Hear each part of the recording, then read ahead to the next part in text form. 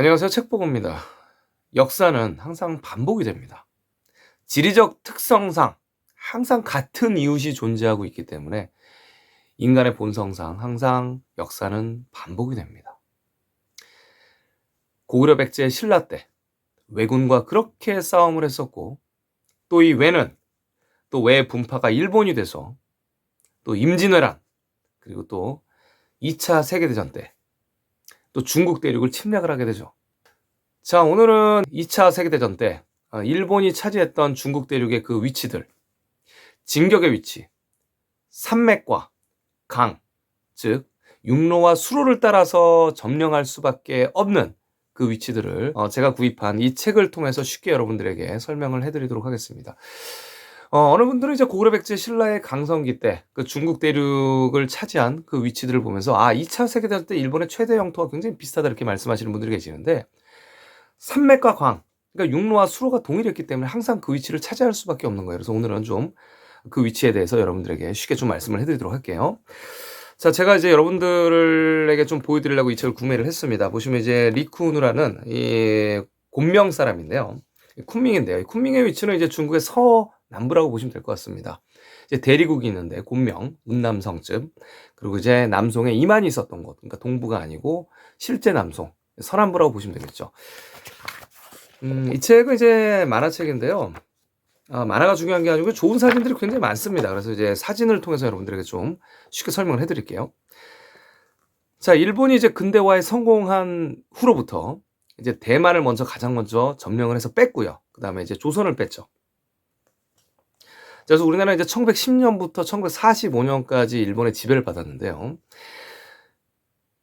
사실 1910년, 그러니까 중일전쟁, 청일전쟁 끝난 다음부터 거의 한국은 거의 일본의 1910년이 아니더라도 그 전부터 놀이터였다고 보시면 될 것 같습니다.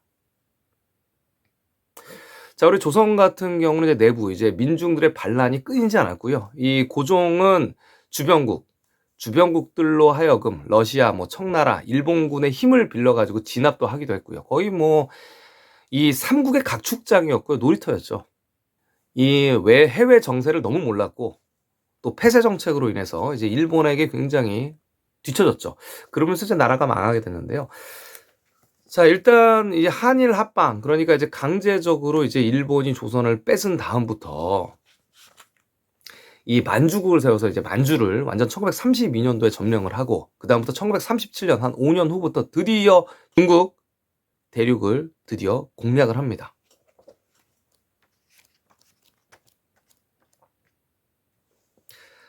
자, 이렇게 흑백으로 좋은 사진들이 굉장히 많습니다. 쉽게 여러분들에게 좀 설명을 해드리도록 할게요.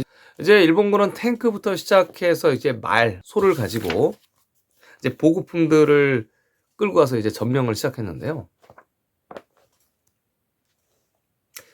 여기 보시면 이렇게 이 일본군이 굉장히 많죠. 실제로 이제 이 중일 전쟁이라고 하는데요. 이 중일 전쟁 때 이제 중국에 투입된 이제 일본군의 수가 90만, 100만 가까이 된다 이런 얘기가 있습니다. 삼국사기 기록에 따르면 고구려 백제가 전성기 때 100만 명이 군사가 100만 명이 있었다고 그러는데, 중국 대륙을 뺏기 위해서 투입된 일본의 군사 수가 거의 50만에서 약 100만 가까이 된다고 그러니까 거의 비슷하다고 보시면 되겠죠. 역사는 이렇게 반복됩니다. 저렇게 당시에도 말, 소, 기차부터 시작해서 이렇게 육로를 움직일 때는 또 이렇게 소랑 말 같이 이렇게 마차를 통해서 보급품들을 날랐죠. 대포부터 시작해서. 고대 중세가 똑같습니다. 이게 보급품들의 공급이 굉장히 중요합니다. 전투에는요. 고대나 중세나 현대도 마찬가지예요. 총알이 떨어지면 싸울 수가 없고, 옛날에는 화살이 떨어지면 화살을 만들기가 힘들어요. 화살이 떨어지면 싸울 수가 없고, 또 점령지에서 또 먹어야 되는데, 먹고 마셔야 되는데 쉽지가 않죠. 그렇기 때문에 임진왜란도 이제 한반도에서 7년 동안, 이 조선반도에서 7년 동안 일어났는데, 일본군이 더 이상 확장하지 못했던 이유가 이순신 장군이 이 외의 보급로를 끊었기 때문이죠. 이 당시도 마찬가지입니다. 이제 보급이 원활하지를 못했는데요. 실제로 이제 보급이 원활했을 때에 이제 일본군의 침략 루트를 알아보도록 하겠습니다.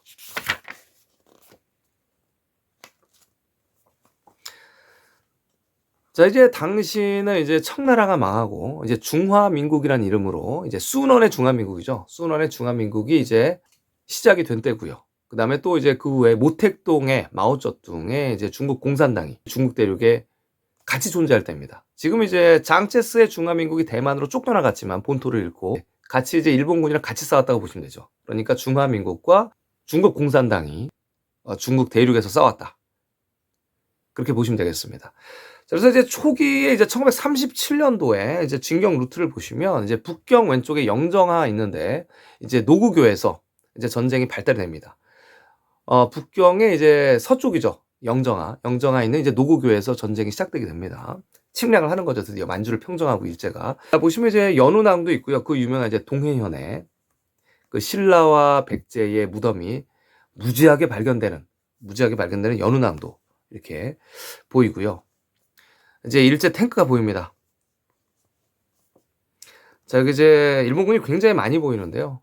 대부분의 병사가 이제 대만이나 조선에서 끌려간 이제 우리 대한제국이니까 한국으로 얘기를 하겠습니다. 이제 대만과 한국에서 강제적으로 징집된 군인들이 앞에서 총알바지가 됐다. 이렇게 보셔도 될 것 같아요. 다 끌려간 거죠. 대륙을 침공하는 거죠. 자, 여기 보시면 이제 옛날에 이제 북경인데요. 북경 전에 이제 북평으로 불렸고요. 북평 전에는 다름이로 불렸겠죠. 원래 북평이라 하면 산서성을 북평이라고 그래야 돼요. 그래서 이제 북경 전에는 이름이 북평이었다 이렇게 보시면 되고요. 이제 천진, 북평을 이제 점령하면서 이제 공격을 하는 거죠. 보시면 이제 만리장성이고요. 일본군들 굉장히 많죠. 자, 보시면 이제 북경의 이제 자금성 앞에 이제 정약문이에요. 정약문을 이제 일본군이 점령을 합니다. 외놈들이 점령했다고 보시면 되겠어요.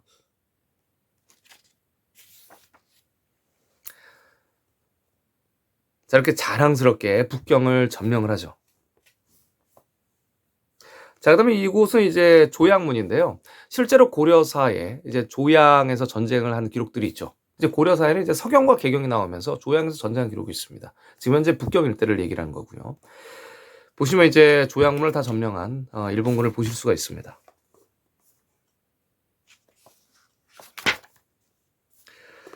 자, 여기 보시면 이제 정정현 그리고 이제 석가장이죠. 태행산맥을 넘어가기 전에 이제 북경에서 왼쪽으로 가는 것. 이 왼쪽에 보시면 일본군의 병참 기지가 됐다. 굉장히 중요한 것입니다. 그러니까 예전에 이제 성문으로 불렸던 곳이에요. 신라와 당나라가 전쟁을 벌였던 곳이죠. 성문이라고 불렸던 곳, 이제 석가장이죠. 일제시대 때 병창기지로 활용했다. 자, 그럼 이제 텐진, 그 다음에 이제 북경을 함락을 하고, 이제 석가장으로 가면, 그 다음에 갈 곳은? 자, 이제 보정. 이제 북경 왼쪽에 이제 보정을 뺐습니다. 자, 보정을 뺐고요. 그 아래에 있는 덕주를 뺐죠. 덕주를 함락을 시키고. 또한 이제 산동으로 내려가면 이제 제남시, 산동반도에 이제 제남을 뺐고요. 그 아래 이제 청도, 칭다오를 함락을 합니다. 태행산맥을 넘어가면 이제 태원을 함락을 하고요. 그 위에는 북경 위에는 대동에 입성을 하게 되죠. 이렇게 늘 이제 삼국시대부터 항상 육로로 뚫려 있던 곳을 향해서 이제 진격을 하게 됩니다. 가장 주요 위치들을 함락을 시키는 거죠. 자, 하북성의 이제 자하, 그 다음에 영정하, 그쵸? 북경 옆에 영정하. 지금의 영정하는 굉장히 좁지만 예전에 굉장히 넓었죠. 북경 옆에 영정하. 자하를 이제 함락을 시키고, 그 다음에 이제 태원성을 드디어 공략을 합니다. 태원선 공략전. 이렇게 나오죠. 일제는 이렇게, 중국 대륙을 점령하기 전에 이제 굉장히 많이 공부를 했었어요. 중국 대륙에 대한 지도를 만들고 공격 루트, 그러니까 육로, 산맥, 강을 다 분석을 했었습니다. 지금 현재 우리나라도 일본과 중국에 대한 지리적인 특성에 대한 이해가 굉장히 필요합니다. 전혀 지금 한반도, 남한밖에 모르죠. 북한에 대한 지리도 제대로 모른단 말이에요. 우리나라 사람들이 지금 현재는요. 그러니까 중국, 그다음에 일본, 좀 더 역사를 이렇게 편협하게, 역사관을 협소하게 이렇게 한반도에만 가둬놓는 게 아니고 주변국을 보면서 항상 우리도 뻗어나갈, 팽창할 생각을 해야 된다. 이렇게 생각을 하고 있습니다. 자, 보시면 이제 태원, 드디어 이제 산서성으로 들어가서 이제 태원을 함락을 하죠. 함락을 시켜버리죠. 만세를 부르고 있죠. 일본군들이. 자, 이렇게 보급품들이 굉장히 중요합니다. 총알도 중요하고요. 대포도 중요하고요. 그리고 또 먹는 것도 중요하고요. 옛날 같은 경우는 화살이 중요했을 거예요. 자, 이렇게 우마에 태워가지고 수나라, 당나라 군사들이 이렇게 달그닥 이렇게 어디까지 진격을 할 수 있을까요? 자, 힘들죠, 당시에는요. 이 당시에 이제 근대화에 성공했는데 이 정도였는데 1937년부터 시작해서 지금 중국 본토를 쑥대밭을 내고 있습니다. 일본군들이요. 자, 한 절에 가서 이렇게 잠을 청하는 일본군들.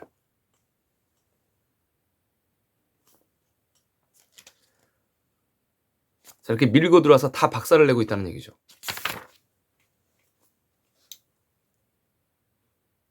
자, 여기도 보면 이제 협곡을 따라서 이렇게 움직이기도 하고요. 먹는 것들은 이제 노획을 하고요. 자, 이렇게 전쟁이 나면 이제 군인들도 보급이 제때 이루어지지 않으면 이제 거짓됩니다. 아무 데서나 자고, 뭐 아무거나 먹어야 되고. 이제 가장 중요한 건 이제 총알이나 포탄이겠죠. 자, 이렇게 사람이 서로 이렇게 짊어매고 가기도 하고요. 보시면 이렇게 달구지를 타고 가기도 합니다. 이게 1937년도부터인데도 이렇습니다. 그러니 예전에 수나라 당나라는 오죽하겠어요? 그때는 이제 대포도 없고 총도 없을 때 얼마나 짊어지고 움직여야겠습니까? 자, 이렇게 아무 데서나 잔다는 얘기죠. 진격에 한계가 있다 이렇게 보시면 될 것 같습니다. 자, 말을 굉장히 많이 활용했죠. 말이 당시 빠르니까요. 이제 도로들이 제대로 정비가 되어 있지 않다 보니까 차로 움직이기가 굉장히 힘든 때죠. 자, 여기 보시면 이제 일제가 이제 중국 대륙을, 진화 대륙을 쑥대밭을 내는 것을 이렇게 볼 수가 있습니다. 자, 이렇게 강도 이렇게 건너가야 되고요. 참 힘들죠, 그죠? 근대화 당시에도 이렇게 중국 대륙을 이렇게 이동하기가 힘들었습니다. 이 얘기는 뭐냐면 한나라 때나, 그러니까 진시황 때나 한나라 때나 삼국지에 그때에 이 중국 대륙을 다 그 50년밖에 안 돼서 망한 나라가 중국 대륙을 정복하기가, 전투를 하기가 불가능했다는 얘기예요. 수나라 당나라도 움직임에 한계가 있었다는 얘기예요. 한반도까지는 차마 올 수도 없었다. 이렇게 근대화에 성공했는데도 이렇게 힘들게 움직이는데 말이죠.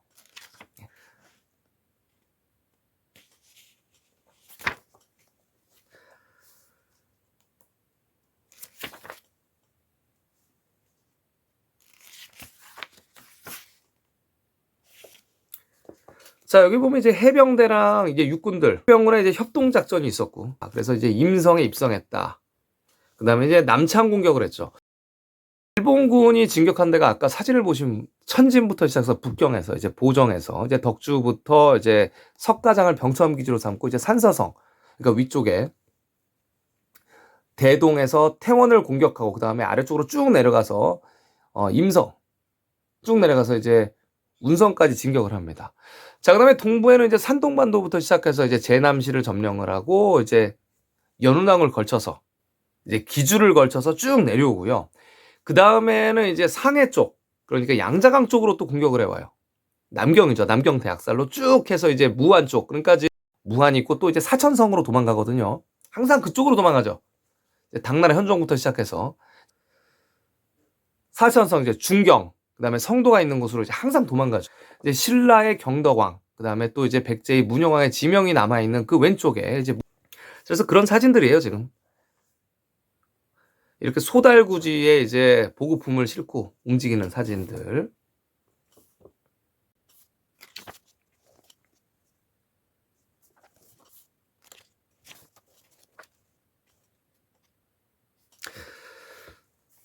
자, 그래서 이제 보시면 이제 중화민국 헬멧이 이제 독일군이랑 거의 비슷해요, 당시에. 네, 독일군이랑 거의 비슷한데, 이렇게 엄청나게 붙잡았다. 예.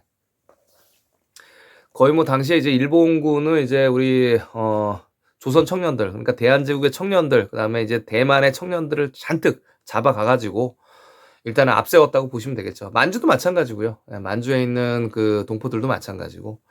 해서 이제 같이 대동아 전쟁이라는 이름으로 이제 중국 본토를 이제 침략을 하기 시작했죠. 그래서 엄청 죽였죠. 엄청 학살했고, 뭐 남자매 여자매 뭐 다 학살을 하죠. 어차피 이런 민간인도 살아남으면 이제 잠재적인 이제 적군이 될 수 있기 때문에 일단은 보이는 거는 다 죽여야 된다고 보면 되겠죠. 남경 대학살, 뭐 유명하죠, 여러분.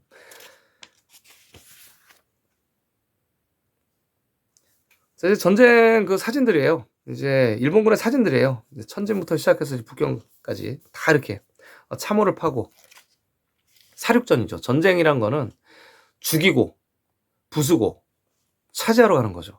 다 부서지는 겁니다. 자, 여기도 기주 이제 산동 아래쪽에 기주 6탄전 뭐 6탄전 이렇게 해서 칼로 찌르고 뭐 다 이랬다는 얘기죠. 이제 이 1937년부터 1945년 일제 폐망 때까지 계속 이게 지속이 됐고요. 그 다음에 또 이제 이 중국에서는 중국 공산당과 이제 장세스의 중화민국이 서로 전쟁을 하잖아요. 그래서 이제 장세스의 중화민국이 대만으로 쫓겨나가잖아요.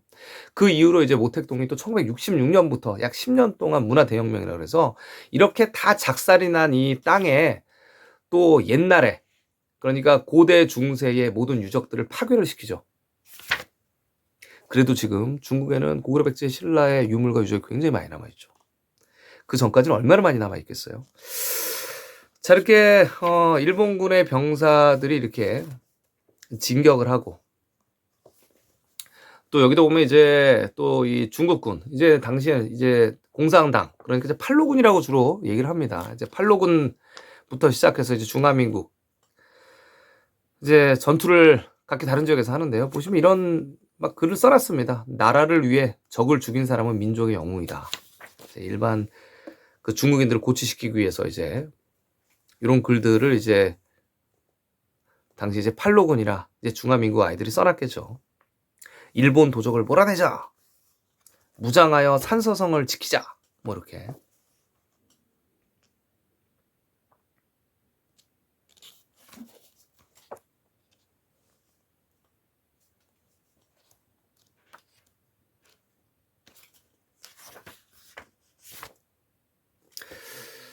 자, 사실 이제 보급품이 굉장히 많이 부족하게 되죠. 이제 임진왜란 때도 마찬가지로 이제 보급품이 부족한 화살이며 뭐 활이며 예전에는 화살이 부족했고 그다음에 이제 총알이 부족하고 임진왜란 때도 또 총알이 부족하고 또 이 근대도 마찬가지입니다. 포랑 총알이 부족하죠.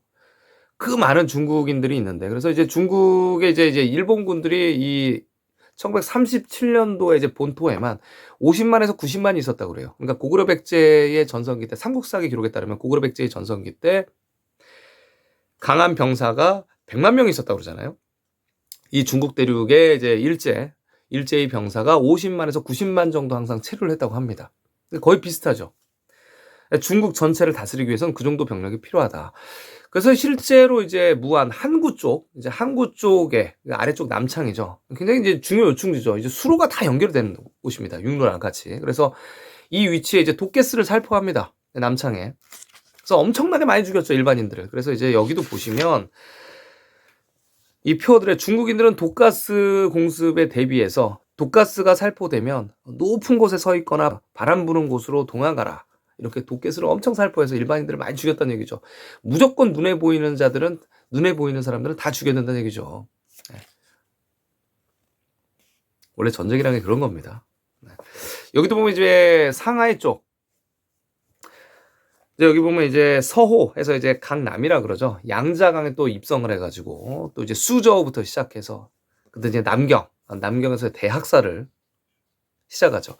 이런 걸 보면 이제 남경에 보시면 이제 그쪽에 이제 강소성도 그렇고 남경 쪽도 그렇고 강소성 이제 남경 쪽도 보면 옛날에 신라와 외와의 전투 지역명들이 굉장히 많이 남아 있죠. 그러니까 금성, 월성. 그러니까 역사가 계속 반복된다는 얘기예요.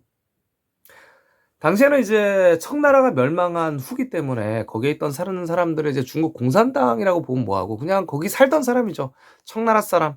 예전에 신라 사람들, 신라의 마을이 잔뜩 있던 곳에 또 외놈들이 이렇게 상륙을 해서 다 죽였다. 그러니까 사실 역사가 이렇게 돌고 돈다고 보시면 될 것 같습니다. 보급품을 들고 이동을 하고요. 이제 여기를 차지해서 이제 학살을 시작을 하죠. 잠재적인 적군들을 다 죽이는 거예요. 자, 그렇기 때문에 이제 중국 동부에 이제 일본 정부를 수립을 하죠. 여기 보시면. 그래서 이제 반란을 잠재우기 위해서. 자, 그래서 여기는 뭐라고 나오냐면은 이제 매국노들이다. 일제의 앞잡이들이다. 그래서 여기 이제 북경부터 시작해서 상해부터 시작해서 일본의 거의 뭐 중국의 거의 중요한 지역들을 다 차지했다고 보면 됩니다. 다 점령했다고 봅니다. 일제가. 그러니까 외놈들이죠. 북경에서 이제 검문하는 모습들, 그다음에 여기다 포로들. 여기 보시면 남통, 양자강 쪽이죠. 양자강에 입성을 하고 상해를 점령하고 남경으로 가고 또 이제 무안을 점령을 하죠. 한구. 그 다음에 또 가장 중요한 지역은 이제 양장 아래 절강성 쪽이죠. 그러니까 영파부터 닝보부터 시작하는 그 아래쪽에 또 엄청나게 많은 또 학살을 자행합니다. 일제군이. 그러니까 예전 외놈들이 점령했던 지역들, 외놈들이 신라인들을 그렇게 많이 죽였던 그 지역들이 그대로 또 1500년 후에 반복이 됐다. 이렇게 보시면 되겠습니다.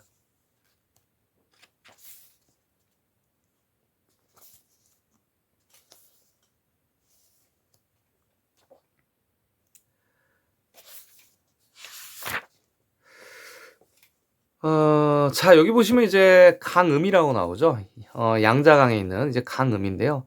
이 남경과 상해 사이에 위치한 이제 중국군의 전략적 요충지라고 하죠. 이 고려, 그러니까 이제 원나라 시대 때 고려의 이제 충렬항부터 이제 시작되잖아요. 충렬항부터 시작되는데 이제 충해왕이 강음에서 그렇게 많이 사냥을 합니다. 사냥을 했다는 얘기는 이제 많은 부하들을 이끌고 이제 전쟁 훈련을 했다고 이렇게 봐도 되는 거예요. 사냥이라는 게 그런 겁니다. 군사들을 통솔하는 거죠. 자, 그럼 사냥감을 포획하고 그래서 이제 충해왕이 밉보여서 이제 원나라가 유배를 보내죠. 그래서 홍콩 쪽으로 유배를 보냅니다. 자, 그래서 이제 이 충해왕은 양장을 따라서 쭉 가다가 악양에서 죽죠. 자, 그 충해왕이 항상 사냥을 했다는 고려의 남경이 있던 곳에 강음이에요. 중국군의 전략적 요충지. 다 뺏겼다는 얘기예요. 남경부터 시작해서 이렇게 다 박살이 납니다. 다 폐허죠, 폐허. 근대전이기 때문에 이제 포격들이 심하기 때문에 거의 뭐 일제는 뭐 이 사천성, 그러니까 이제 중경부터 시작해서 뭐 또 대리국, 서남부에 있는 대리국 곤명, 뭐 이쪽 운남성 쪽까지, 그다음에 절강까지 엄청난 포격으로 다 박살을 냈습니다. 당시에 지옥도라고 보시면 될 것 같아요. 왜군들의 창궐, 끌려간 이제 한국인들, 대만인들 엄청 많이 죽었겠죠. 여기서 일선에서 총알 바지겠죠. 자, 그다음에 항공대. 이놈들이 이제 폭격을 많이 했다는 겁니다. 자, 그래서 이 만화책의 작가도 이제 리쿠누도 이제 무슨 얘기냐면 가족들의 이야기를 담고 있어요. 자, 이렇게 폭격의 다리를 일본군의 폭격의 다리를 잃은 가족들의 이야기입니다. 이게.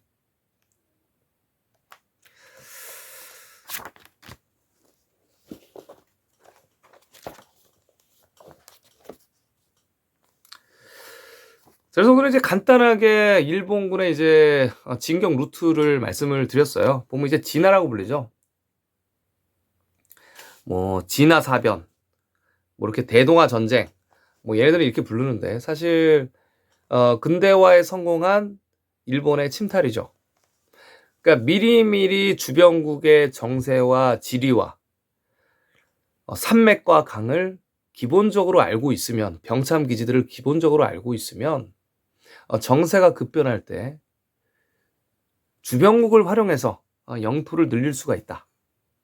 자, 이런 얘기를 드리고 싶습니다. 지금 이 한반도에서만 갇혀있는 이 편협한 역사관, 그러니까 남한밖에 모르고 많이 알아야 북한 정도를 좀 벗어 던져서 중국의 큰 지역들, 그다음에 일본의 큰 지역들을 좀 이해를 하고 미국을 활용해서 우리의 좀 미래의 실질적인 강역 혹은 경제적인 강역을 좀 넓힐 수 있는 시야를 좀 길렀으면 좋겠습니다. 늘 고대나 중세나 현대나 이 산맥과 강을 통해서, 육로를 통해서, 수로를 통해서 이동하는 길은 항상 똑같고요. 역사를 이해하려면 중국 대륙과 일본을 꼭 반드시 알아야 되죠. 이 책은 현재 이제 양자강 남쪽에 이제 상하이부터 시작해서 남경부터 이제 한구부터 이제 무창, 그리고 또 이제 사천성, 그다음에 운남 쪽의 이야기뿐 아니라 현재 이제 화북이라 그러죠. 화북, 화중. 그러니까 쭉 천진과 북경과 보정시와 석가장, 그다음에 대동, 태원, 그다음에 운성, 그다음에 정주, 제남, 기주부터 이런 지역은 한국에서 거의 다 설명이 별로 없어요. 한국에서 정보를 찾기가 어려워요, 여러분. 왜냐면 중국에 대한 지역명을 제대로 모르기 때문에 명쾌하게 설명하는 사람이 별로 없습니다. 하지만 여러분들이 이제 여기 이 책보고 TV, 책보고 채널 구독자분들은 어느 정도 이 지역명에 대한 이해를 하고 계시고 또 고구려 백제의 신라, 또 고려의 모든 지역명들, 그다음 활동 무대가 여긴 줄 알고 있기 때문에 한반도와 더불어서 활동 무대를 알고 계시기 때문에 쉽게 좀 이해하실 수 있다고 봅니다. 오늘 이제 간단하게 말씀드렸고요. 추후에 더 좋은 책으로 관련된 더 좋은 책으로 여러분들 또 찾아뵙도록 하겠습니다. 자, 지리적 특성에 따른 역사의 반복. 오늘도 많은 도움이 되셨으면 좋겠습니다. 자, 책보고였습니다.